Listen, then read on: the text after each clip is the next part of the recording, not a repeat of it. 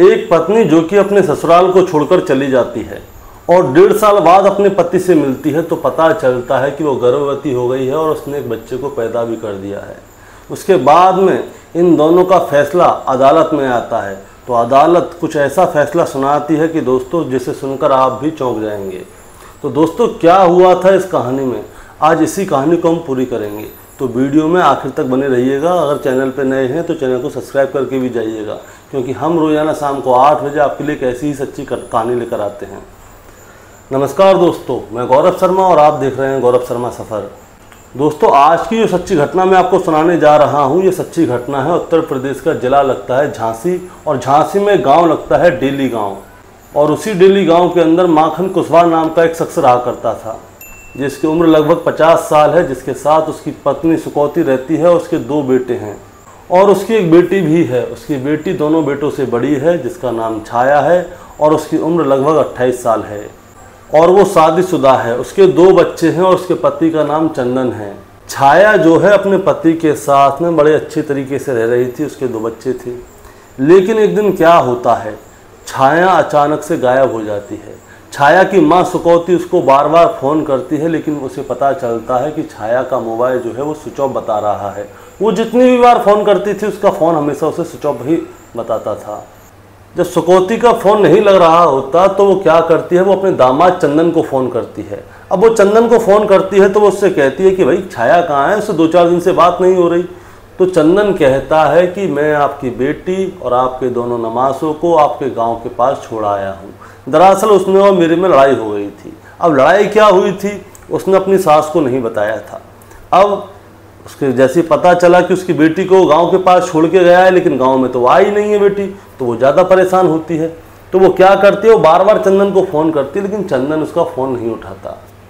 अब सुकौती जो है बड़े परेशान हो जाती है कि उसकी बेटी का फ़ोन स्विच ऑफ है और दामाद जो है उसका फ़ोन नहीं उठा रहा। तो वो क्या करती है, वो सीधे पुलिस चौकी जाती है, क्योंकि उसको कुछ गलत होने की आशंका होती है, कहीं ऐसा तो नहीं कि उसके दामाद ने उसकी बेटी के साथ कुछ गलत कर दिया हो। अब वो पुलिस चौकी जाती है तो पुलिस चौकी में उसकी कोई सुनता नहीं है। 1 बार हो गया, 2 बार हो गया, 4 बार हो गया, लेकिन उसकी कोई सुनता नहीं है, ना उसकी कोई रिपोर्ट लिखी जाती। अब सुकौती बहुत ज़्यादा परेशान हो जाती है, क्योंकि उसकी बेटी को गायब हुए 1 साल हो गई थी और 1 साल से उसने अपनी बेटी से बात नहीं की थी। उसका दामाद चंदन उसका फ़ोन नहीं उठा रहा है। उसको अंदर से ये फील हो रहा था कि कुछ ना कुछ तो गलत हुआ है मेरी बेटी के साथ। अब चाहे जो भी हो जाए मैं अपनी बेटी को खोज कर ही रहूँगी। तो वो क्या करती है, वो एक वकील को पकड़ती है और वकील के थ्रू सीधे कोर्ट में जाती है और कोर्ट में जज साहब के सामने अरदास लगाती है। तब वो जज साहब के सामने अरदास लगाती है तो जज साहब पुलिस को फटकार लगाते हैं कि तुमने इसका केस क्यों नहीं लिखा गया। तुरंत सुकौती की FIR लिखी जाती है और उसकी बेटी को ढूंढने के लिए पुलिस तत्पर होती है, उसको जगह जगह खोजने लगती है। अब पुलिस क्या करती है, सबसे पहले वो चंदन के घर पे जाती है, क्योंकि चंदन ही मेन सस्पेक्ट था, क्योंकि वो छाया का पति था। अब जैसे ही पुलिस चंदन के गांव जाती है तो पता चलता है कि चंदन के परिवार के सभी लोग गायब हो गए थे।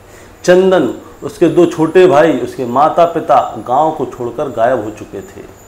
अब दोस्तों 14 मार्च 2024 का दिन होता है। चंदन अपने परिवार के साथ में गायब हुआ होता है। दरअसल मैं आपको बताना चाहूँगा, जो चंदन था वो अपनी पत्नी को, अपने दोनों बच्चों को गांव के पास ही छोड़कर आया था।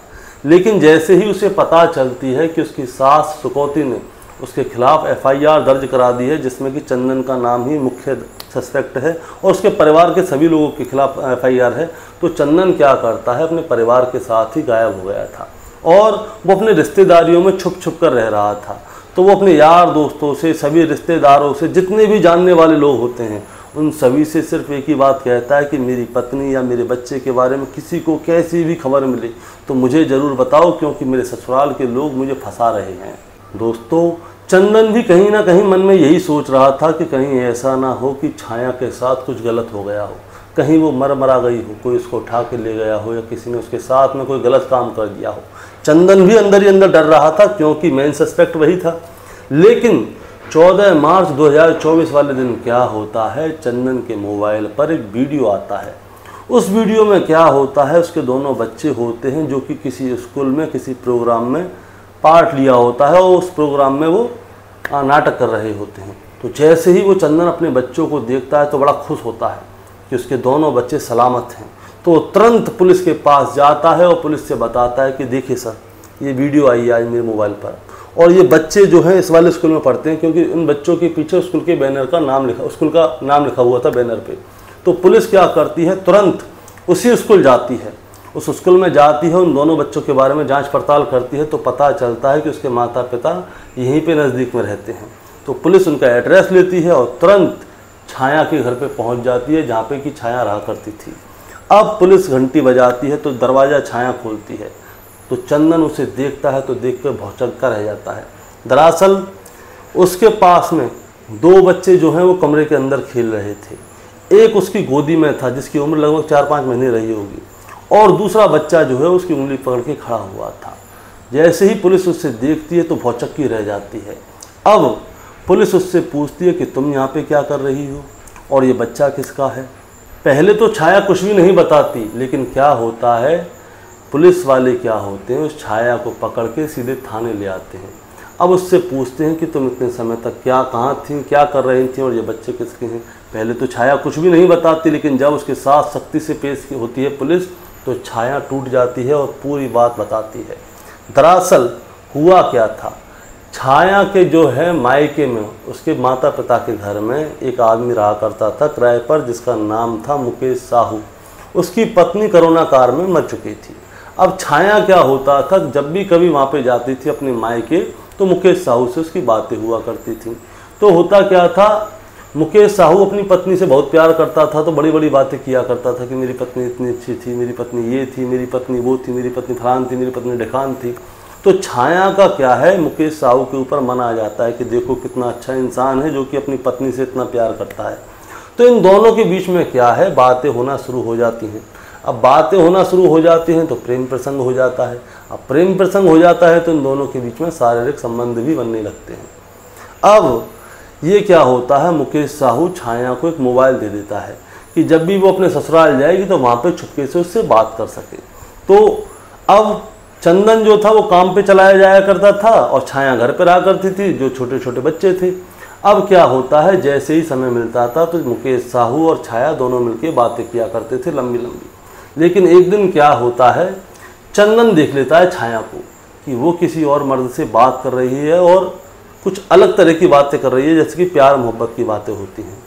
तो चंदन जो होता है वो अपनी पत्नी छाया के पास जाता है और बड़े प्यार से बोलता है कि छाया देखो, हमारा परिवार घर गृहस्थी बहुत अच्छी तरह से चल रही है और मैं नहीं चाहता कि इसके बीच में कोई तीसरा आदमी आए और हमारी घर गृहस्थी को बेकार करे।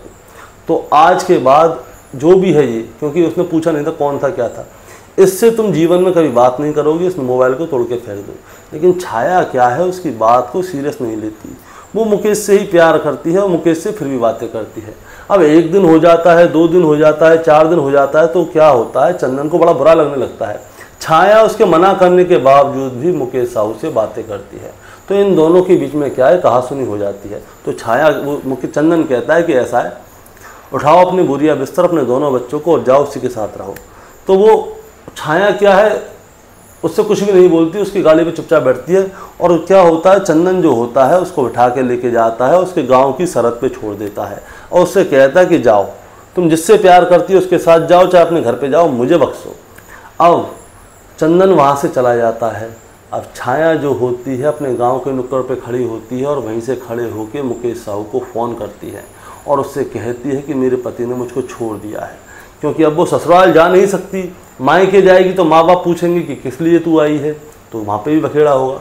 तो क्या होता है, मुकेश साहू भी बड़ा शातिर होता है, वो सीधा गाड़ी लेकर आता है, उसे अपने साथ बैठाता है और शहर निकल जाता है और शहर में एक कमरा किराए पे लेता है और वहीं पे उसको रोक लेता है। और उसके बाद क्या होता है, वो दोनों एक साथ रहा करते हैं। उसके बाद में क्या होता है मैं आपको बताता हूँ। मुकेश साहू का भी एक बेटा था, छाया के 2 बच्चे थे। अब इन दोनों के ये दोनों साथ रहते हैं तो इनका भी एक और बच्चा हो जाता है, अब जो कि 3-4 महीने का था। तो अब टोटल 4 बच्चे हो जाते हैं। अब ये चारों बच्चे, जो 3 बच्चे थे वो पढ़ रहे होते हैं तो किसी प्रोग्राम में हिस्सा लेते हैं, तो वहाँ की वीडियो चंदन के मोबाइल पर आ जाती है। चंदन के मोबाइल पे आती है तो ये सारा राज खुलता है। दोस्तों, अगर ये वीडियो चंदन के मोबाइल पर नहीं आती तो मैं आपको बताऊं क्या होता। छाया के परिवार के लोग उसके ऊपर इल्ज़ाम लगाते कि इसने हमारी बेटी को मार दिया है, इसने हमारी बेटी को गायब कर दिया है, इसने ही कुछ ना कुछ किया है, और चंदन और उसका परिवार को पूरे को फंसा देते और वो सभी लोग जेल में जाते। होता क्या है, बहुत सी औरत जो होती हैं वो अपनी मौज मस्ती में सब अपनी आंखों पे पट्टी बांध लेती हैं, उन्हें दुनिया से मतलब नहीं है, वो अपने परिवार को भी नहीं देखती। छाया बिना कुछ कहे अचानक से गायब हो गई थी, तो इसका मतलब क्या था, या तो वो मर गई है या वो गायब कर दी गई है। अब वो किसने की है, वो की है मुकेश ने। मुकेश और उसके परिवार के खिलाफ जो है छाया के परिवार वाले लोगों ने पूरी FIR दर्ज करा दी थी, उन सबको पुलिस ढूंढ रही थी। अगर मुकेश अपने दिमाग से काम नहीं लेता या छुपता नहीं तो आज मुकेश जेल में होता, छाया अपने मज़े कर रही होती, मुकेश और उसका पूरा परिवार जेल में होता। तो दोस्तों, मोस्टली बात यह है कि हमारे देश का कानून कुछ अलग है। आदमी के साथ कुछ भी हो जाए कोई फर्क नहीं पड़ता, लेकिन महिलाओं के साथ कुछ भी हो तुरंत आदमी को पकड़ते हैं। यहाँ पे मुकेश की कोई गलती नहीं थी, यहाँ पे गलत थी छाया। अब आप लोगों का क्या कहना है इस कहानी के बारे में, आप ज़रा हमें कमेंट में बताइएगा। अगर चैनल पे नए हैं तो सब्सक्राइब करके जाइएगा, ताकि रोज़ाना शाम को 8 बजे हम आपके लिए ऐसी कहानी लेके आ सकें। नमस्कार।